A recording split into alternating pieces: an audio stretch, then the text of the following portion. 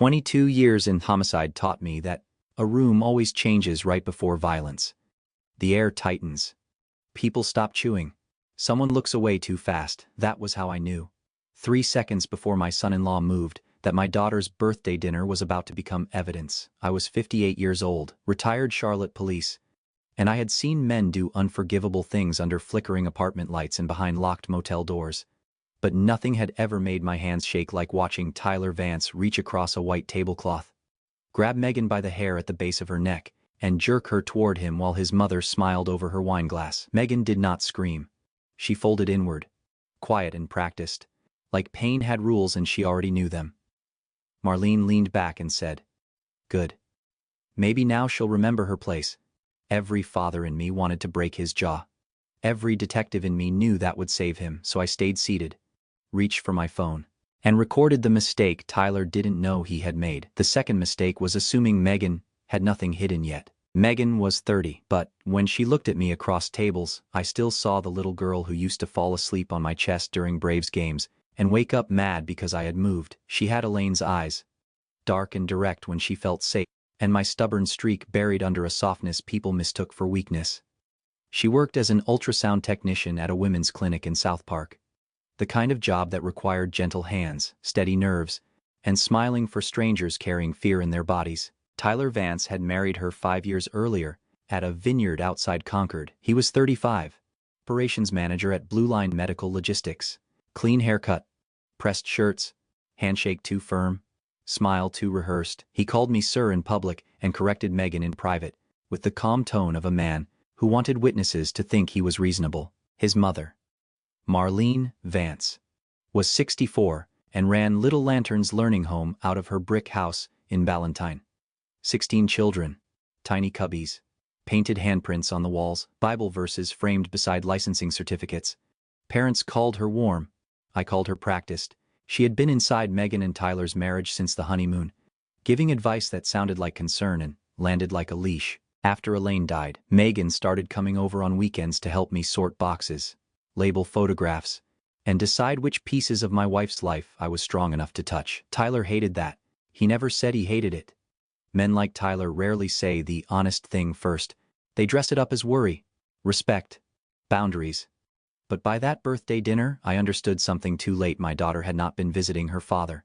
She had been escaping. The reservation was for 7:30 at Whitaker's Prime House, the kind of Charlotte steakhouse where the knives are heavy, the lights are low, and everyone pretends not to hear other people's arguments.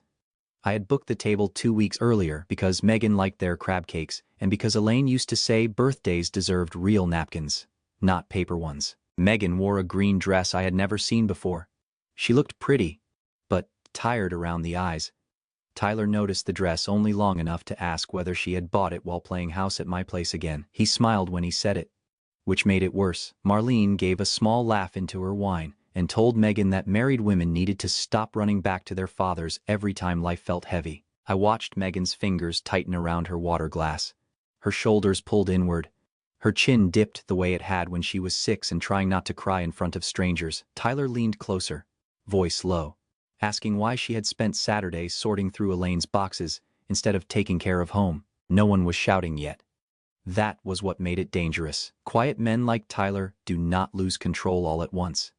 They rehearse it first. Tyler stopped pretending when Megan reached for her purse. It was a tiny movement, nothing more than her fingers sliding toward the chair beside her. But he saw it like a challenge. His face changed first, the polite husband vanished, and something flat stepped into his eyes. "Don't you do that," he said. Megan whispered, "Tyler, please, not here." That should have been enough for any decent man. It was not enough for him. He reached across the table so fast the candle between us shook. His hand went past the wine, past the untouched bread, and closed around the hair at the base of Megan's neck. Then he yanked, hard. Her head snapped forward, her shoulder hit the edge of the table, and the gold necklace Elaine had given her swung loose against her throat. The sound Megan made was small, not a scream, more like air leaving a person who had been through this before. A fork dropped somewhere behind me. 2 women at the next table turned. A waiter froze with a tray balanced against his palm. For half a second, the entire room held its breath. Marlene did not gasp. She did not say his name. She did not put a hand on his arm. She leaned back, satisfied, as if her son had shown leadership. "Good," she said, loud enough for me to hear. "Maybe now she'll remember her place." Tyler looked at me then. Not guilty, not afraid. Waiting. And that was when I understood he had done this before. For 1 second. The old part of me, the part that had kicked doors, chased killers through back lots, and put men twice Tyler's size on the ground, came up so hard I could taste metal. My right hand tightened on the edge of the table. I saw exactly where to hit him. Jawline. Left side. One clean punch would have put him over the chair and onto the floor, and it would have ruined everything. That is the kind of math you learn in homicide. Rage feels righteous, but it changes the file. If I touched Tyler Vance in that restaurant, the story stopped being about a man assaulting my daughter and became about a retired cop attacking his son-in-law in public. Tyler would get a bruise, a lawyer, and sympathy. Megan would get dragged into another mess she did not deserve. So, I did the hardest thing a father can do. I stayed still. My hand moved slowly. Not toward Tyler, but toward the inside pocket of my jacket. I took out my phone, set it beside my wine glass, opened the camera, and hit record. Casual, quiet, like I was checking a message. Tyler still had his eyes on me, trying to decide whether I was afraid of him. Marlene was still wearing that pleased little smile. Megan was wiping at her eyes with trembling fingers, careful not to move too quickly. The camera caught all of it. Tyler's hand dropping from Megan's hair, the red mark at the side of her neck, Marlene's face, proud and cold, the waiter frozen 3 tables away, the woman behind Tyler covering her mouth. 40 seconds of truth in warm steakhouse lighting. Then I placed the phone face down. "Check. Please," I said. Tyler blinked. "We haven't even eaten." I looked at the server, Aaron, whose face told me he had seen everything. "The check, now," Marlene scoffed. "Harold, don't be dramatic." I turned my eyes to her, and she stopped talking. I did not raise my voice. I did not need to. There is a look you learn after 2 decades in interview rooms. A look that tells guilty people the friendly part of the conversation is over. I paid the entire bill, including Tyler's untouched steak. Then I stood, picked up Megan's coat and said, "Come with me, sweetheart." She looked at Tyler first. That hurt more than I expected. Then she looked at me and saw something she trusted. Tyler started to rise. "She's my wife." I leaned close enough for only him to hear. Not for much longer. At that moment, Tyler thought I had recorded his worst mistake. He had no idea I had just caught his mother's too. The parking lot outside Whitaker's was bright enough to make everything look ordinary. Couples were walking in. A valet laughed with a man in a sport coat. Somewhere behind us, Tyler was explaining himself to anyone willing to listen. Megan sat in my passenger seat with both hands folded in her lap, shaking so hard her bracelet clicked against her watch. "Dad," she whispered, "please don't do anything." I started the truck but did not put it in gear. "I already did." She turned. "What does that mean?" I recorded him. Her face changed in a way I still think about. Not relief, not anger. Fear first, then something smaller underneath it. Recognition. "Delete it," she said. "No, Dad, you don't understand." That almost made me laugh. But there was nothing funny in me. I had spent years sitting across from women who used those exact words because someone had convinced them abuse was too complicated for outsiders to understand. I kept my voice low. "Has he done that before?" She looked through the windshield. "Not like that." The qualifier hit harder than the answer. "Megan, not in public," she said. There it was. Not never. Not no. Not he would never. Just not in public, like the location changed the crime. "How long?" She swallowed. "Once. Twice. About 18 months. My hands stayed on the wheel. That was another kind of discipline. "He doesn't always put his hands on me," she said quickly, defending him from a charge I had not made. "Mostly he gets loud, takes my phone, checks where I've been, says I make him look stupid." The hair thing happened a few times when I tried to leave the room. "How many, Dad? How many?" She closed her eyes. 5. Maybe 6. The number sat between us like a body nobody wanted to identify. I wanted to ask why she had not told me. I wanted to ask how I had missed it. I wanted to drive through the steakhouse window and drag Tyler out by his collar. Instead, I put my hand over hers. "You're coming home with me tonight," I said. "You don't have to decide your whole life in this parking lot. But you are not sleeping under his roof." She stared ahead, crying silently. Then she nodded once. That was the first door opening. I drove Megan to my house in Matthews without turning on the radio. Silence can be a kindness when someone has spent too long explaining pain to people who do not want to hear it. She sat curled against the passenger door. Coat pulled tight around her, eyes fixed on the streets sliding past the windshield. Twice her phone lit up. Twice she flinched. I told her not to answer, and for once she did not argue. The house smelled like old coffee and lemon cleaner. Elaine had loved that cleaner. 2 years after losing her, I still bought the same bottle, because grief makes practical men superstitious. Megan paused in the doorway like she had stepped backward in time. Her eyes went to the framed photograph on the hall table. Elaine at 56, laughing at something outside the camera. "I'm sorry," Megan whispered. I took her coat. "You have nothing to be sorry for." She would be so disappointed. "No," I said. "Your mother would be furious. There's a difference." That broke something loose. Megan covered her mouth, and the crying finally came. Ugly and quiet, the kind that shakes the ribs. I did not ask questions. I did not give speeches. I got Elaine's blue throw blanket from the cedar chest and wrapped it around her shoulders. She fell asleep on the couch before the tea cooled. Only then did I let my hands shake. I stood in the kitchen with the overhead light off and watched my daughter sleep through the doorway. Her face looked younger under that blanket. Too young for restraining orders, police reports, divorce lawyers, and the kind of fear that makes a grown woman ask permission to be protected. At 11:08 p.m., I sat at the table, opened my phone, and watched the video again. Then again, I paused on Tyler's hand in Megan's hair. I paused on Marlene's face. That was the part I knew mattered. Tyler had made the obvious mistake. Marlene had made the expensive one. A man assaulting his wife in public was criminal. A licensed preschool operator approving it was professional suicide if the right people saw it. I made my first call to Miles Rourke. Miles had been my partner for 9 years before he left the department and became the kind of private investigator lawyers love and liars hate. "Hal, it's late." Tyler put hands on Megan tonight. "I have video." The line went quiet. Then, Miles's voice changed. "Friend gone, investigator present." How clear. Clear enough to ruin him. "You touch him?" "No." "Good. Don't start now." "I wasn't planning to." "You were thinking about it." "I'm still thinking about it." "That's why you called me." He was right. Which annoyed me enough to steady me. Miles told me to preserve the original file. Back it up twice.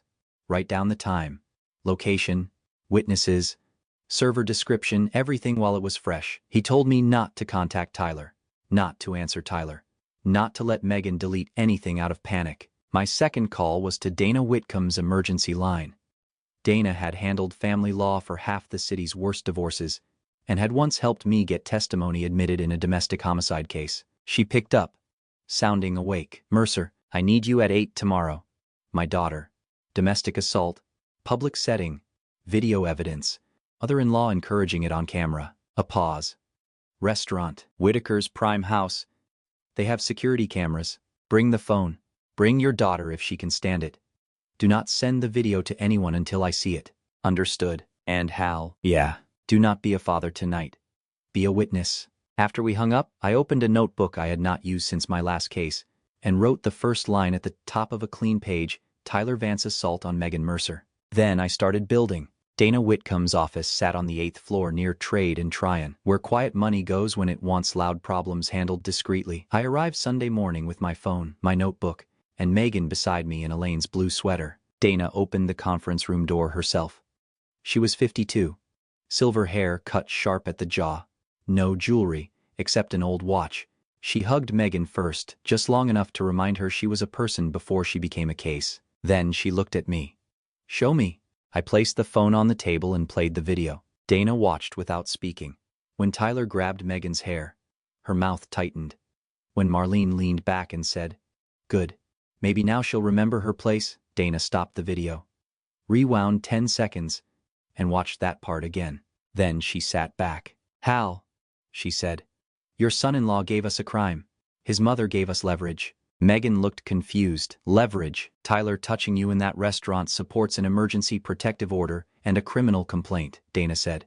"The public setting helps, the witnesses help, the restaurant cameras help, but Marlene is a licensed childcare provider. She is on video approving physical intimidation inside a public establishment. That creates a separate problem for her license." Megan went pale. "Her preschool, her fitness to operate it," Dana said. "There is a difference." She opened a yellow pad and drew 4 boxes. First, protective order. We file today through the duty judge. Megan needs a temporary order prohibiting Tyler from contacting her, coming to her home, showing up at her job, or using third parties to pressure her. Megan lowered her eyes. Dana noticed.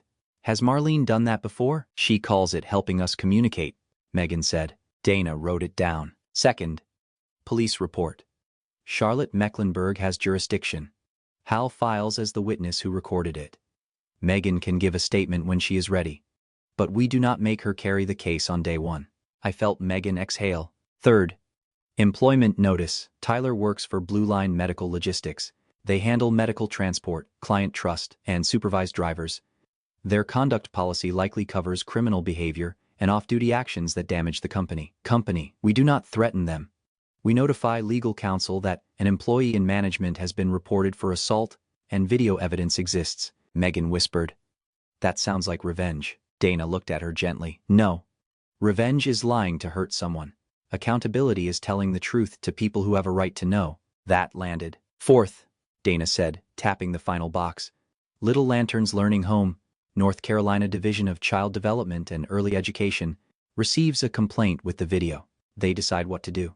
If they open a fitness review, they may contact staff, parents, and the restaurant. Marlene's problem is not that you are accusing her.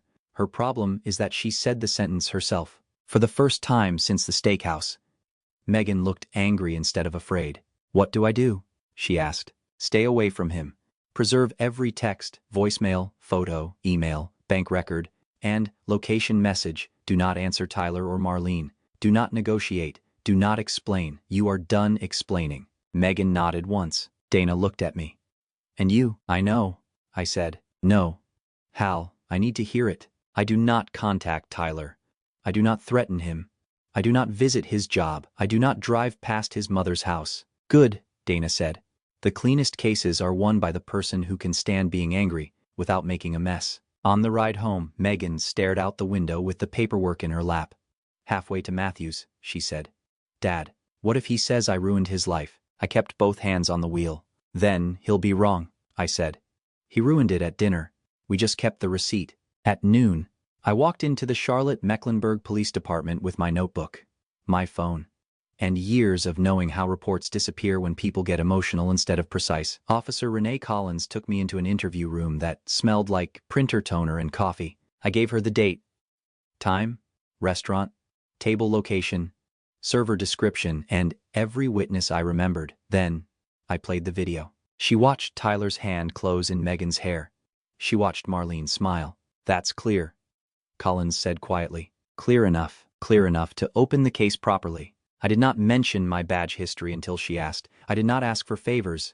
I only said, let it follow the law. And just like that, my anger became a file Tyler could not charm his way out of. Monday morning, I made eggs because fathers are useless at fixing broken hearts, but excellent at pretending breakfast can hold a person together. Megan sat at my kitchen table in Elaine's blue sweater, both hands around a mug she had not touched. I did not interrogate her.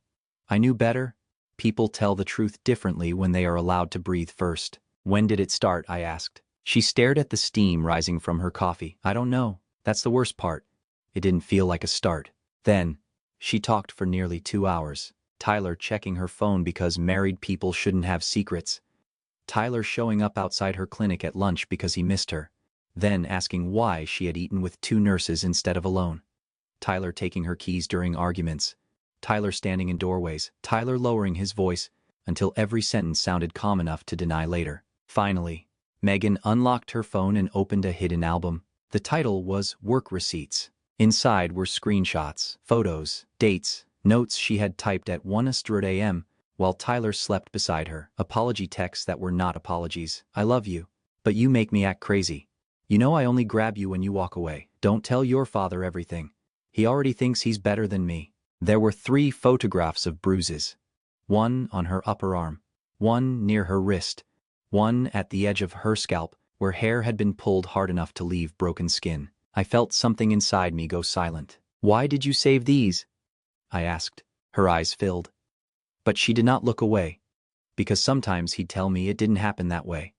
And after a while, I needed proof for myself. That was when I understood Tyler had not only hurt my daughter, He had been trying to steal her memory. I photographed every screen. I wrote dates. I built the timeline, not as a father looking for vengeance, but as a detective building a case strong enough to survive lies. When we finished, I slid the folder toward her. "I can build the door," I said, "but you have to decide whether to walk through it." Megan looked at the folder, then at me. "I'm walking," she said. Wednesday hit Tyler and Marlene in 3 pieces, which is how a case starts moving when it has been built correctly. Not with thunder, not with shouting, just paperwork landing where it belongs. At 8:42 that morning, Dana called to tell me the emergency protective order had been granted by the duty judge. Tyler Vance was legally barred from contacting Megan, going near her townhouse, showing up at her clinic, or using his mother as a messenger. He was served at Blue Line Medical Logistics just before 9, in front of enough people to make privacy impossible. The process server told Dana that Tyler read the first page twice, like the words might rearrange themselves if he stared hard enough. At 10:15, Officer Collins called. Whitaker's prime house had turned over security footage from 2 angles. My phone video showed the assault. The restaurant cameras showed the room reacting to it. That mattered. Abusers love empty rooms because empty rooms can be rewritten. Tyler had chosen a room full of witnesses and ceiling cameras. Charlotte Mecklenburg issued a warrant for simple assault, and by noon Tyler's attorney had arranged for him to surrender. Megan was sitting at my kitchen table when I told her. She closed her eyes. Not happy, not satisfied, just overwhelmed by the sound of consequences finally having a shape. Then came the third hit. At 3:27 p.m., a woman from the North Carolina Division of Child Development and Early Education left me a voicemail. They had received the complaint about Marlene Vance and Little Lantern's Learning Home. Because she operated a licensed childcare facility, and because the video showed her approving physical intimidation in public, they were opening a fitness review. I listened to the message twice. Marlene had spent years telling Megan that good women kept family matters private. Now 16 families were going to learn exactly what kind of woman had been watching their children. Megan looked at me across the table. "Is this happening?" I said. "No, sweetheart, this happened Saturday night. Today is just when they found out." The most satisfying moment in an investigation is not the arrest. And it is not the confession. It is the second the guilty person realizes the case was finished before he knew it had begun. Tyler reached that second Thursday morning, sitting in a glass-walled conference room at Blue Line, staring at HR, company counsel, and a printed still from my video. He had thought Saturday was a family scene. By then, it was a file with his name already on every page. Blue Line suspended Tyler at 10:00 Thursday morning. But the damage had started before he ever walked into that conference room. Dana had not threatened the company. She had sent a clean notice to their legal department. One management employee had been reported for assault. Police were reviewing video evidence, and a protective order was already in place. Medical logistics is not glamorous work, but it runs on trust. Hospitals let Blue Line drivers move equipment, records, and time-sensitive supplies because they believe the people in charge can follow rules under pressure. Tyler's job was pressure. His entire title depended on the idea that he could control himself. By noon, his access badge had been disabled. By 1, his team had been told he was on administrative leave, pending internal review. By 2, someone had cleaned out the framed leadership certificate from his office wall and placed it in a cardboard box. Megan heard from a former coworker who still liked her. Tyler had left the building red-faced, jaw clenched, carrying his own things past the same people he used to order around. For a man who loved control, public removal was worse than jail. And it made him look small. Thursday afternoon, Megan walked into my house holding 3 printed pages and wearing an expression I had not seen in months. Not happiness, not confidence. Something earlier than that. Recognition. "Tyler sent this to the wrong address," she said. He had meant to forward an email from his attorney to his mother. Instead, because panic makes careless men stupid, he had typed Megan's personal email, the one he thought she no longer checked. The message called the protective order an aggressive maneuver by his wife's father, and described our actions as a coordinated pressure campaign. Megan set it on my kitchen table like it might bite. "Did we do something illegal?" she asked. There it was. The training Tyler had built into her. His fear became her guilt before she could think. "No," I said. "We reported a crime. We preserved evidence. We hired counsel. We contacted people who had a legal reason to know." She looked down at the paper. "He says you're trying to destroy him." I'm trying to protect you. Her phone rang. Marlene. Megan's body tightened out of habit. She let it ring twice, then answered on speaker before I could stop her. You need to get your father under control, Marlene snapped. Tyler is losing everything because you let that bitter old man poison you. Do you know how lucky you are to have a husband who loves you enough to fight for you? Megan stared at the phone. Her hand trembled, but her voice did not. Don't call me again. Then, she ended it. For a moment, neither of us moved. The house was silent except for the refrigerator humming. Megan looked at me, shocked by herself. I hung up, she said. I nodded. I saw. And, for the first time, Marlene Vance sounded smaller than my daughter. Dana filed for divorce the following Monday, and she did it the way careful lawyers swing a hammer quietly, completely, with no wasted motion, irreconcilable differences, documented domestic violence, emergency protective order, pattern of coercive control, request for permanent restraints. Tyler's attorney answered 4 days later with language designed to look stronger than it was. He claimed Megan had been manipulated by a grieving father, that I had used my police background to intimidate a private citizen, that one unfortunate moment at dinner had been exaggerated into a campaign. Dana did not argue feelings. She sent facts, my phone video, Whitaker's security footage, Officer Collins's report, the protective order, the arrest paperwork, 14 months of screenshots, 3 photographs of bruising, Megan's notes, dated and consistent, the accidental email where Tyler's lawyer called it a pressure campaign before understanding how much evidence we had. Then Dana added the line that closed the room around him if Tyler contested the divorce. All of it would become part of the public court record. After that, his attorney stopped performing. Megan asked me why the silence felt so loud. I told her because men like Tyler only shout when they still think someone is scared enough to listen. The state did not close Little Lanterns overnight.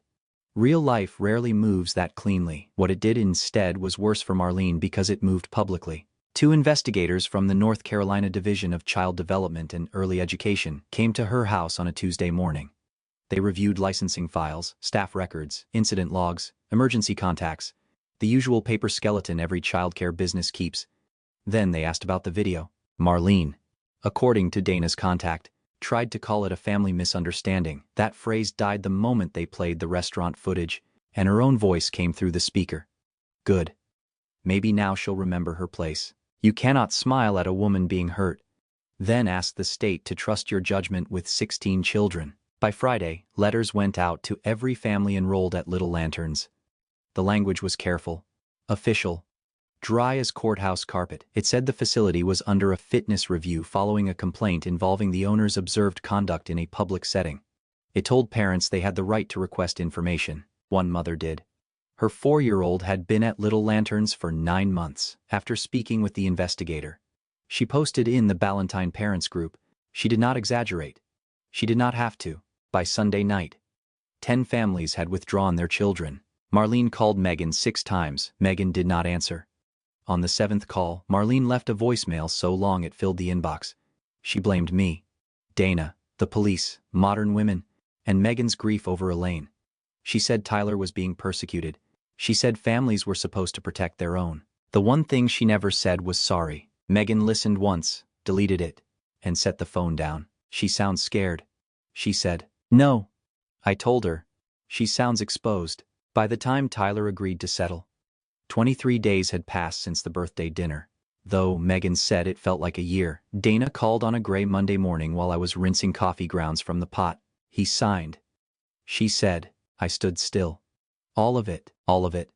Uncontested divorce. Division of marital property. Permanent restraining order, replacing the temporary order. No direct contact. No third-party contact. No showing up at her home or workplace. He keeps his personal vehicle and the accounts assigned to him. Megan keeps the townhouse, her retirement, Elaine's jewelry, and anything she brought into the marriage. I closed my eyes. There are victories that make men shout. This one only made me breathe. Megan was sitting at the table when I told her. She did not smile right away. She looked down at her hands, as if checking whether they belonged to her again. So it's done, she asked. The legal part is done. Tyler had not become noble. He had become cornered. His attorney had looked at the video, the police report, the order, the screenshots, the bruises, the restaurant footage, the childcare investigation. and done the same math I had done in that steakhouse. Court would not save Tyler. Court would make him smaller in public. He signed because silence was cheaper than exposure. Megan stood and walked to the kitchen window. For a long time, she watched a squirrel cross the fence Elaine had once painted blue by mistake and refused to repaint. "I thought freedom would feel louder," she said. I leaned against the counter. "Sometimes it sounds like nobody yelling your name from another room." She laughed once, then cried. I let her do both. That was freedom too. Megan came over 2 evenings after the settlement with a bottle of red wine and a small basil plant. She stood in my doorway in jeans, no makeup, looking like someone who had slept safely but not peacefully. "What's that?" I asked. "For your kitchen," she said, lifting the plant.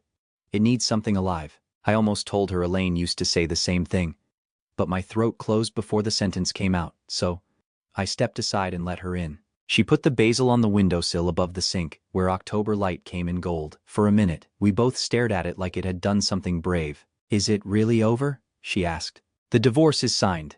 The restraining order is permanent. Tyler cannot contact you, come near you, or send Marlene to do it for him. That's the legal answer." I nodded. "The rest takes longer." She looked relieved that I did not lie. We opened the wine. Elaine would have scolded me for using the wrong glasses, so Megan found the good ones herself. We sat at the kitchen table and talked about ordinary things because ordinary had become a luxury. Her clinic schedule, Thanksgiving, whether Robbie next door still made sweet potatoes with too much bourbon, the blanket she had slept under that first night. "I want to keep it," she said. "It's yours." Her eyes filled, but this time she smiled through it. "Mom would have hated him," she said. "Your mother had good instincts. She would have hated that I stayed." "No," I said. "She would have hated that you were hurt. She would have loved that you left." Megan laughed then. A real laugh, no apology attached, and for the first time in almost 2 years, my house sounded like healing instead of waiting. Megan asked me the question 2 weeks later, while the basil plant sat in the window looking healthier than anything I had owned in years. "Dad, why didn't you hit him?" I knew what she meant. Not why in the moral sense. She knew me better than that. She meant how. How did I stay seated when Tyler had his hand in her hair? How did I look at him and not become the kind of man he deserved? I set my coffee down. "Because if I hit him, he gets a story," I said. "A good one. Retired cop loses control. Grieving father attacks son-in-law." Tyler would have walked into court with a swollen jaw and a suit, and suddenly everyone would be talking about me. Megan stared at the table. "And not me," she said. "Not the way they needed to." That is the part anger never tells you. Anger wants the clean sound of impact. Evidence wants time. Evidence sits quietly in a phone, in a folder, in a courtroom, and keeps telling the truth after everyone else runs out of breath. I wanted to hurt Tyler.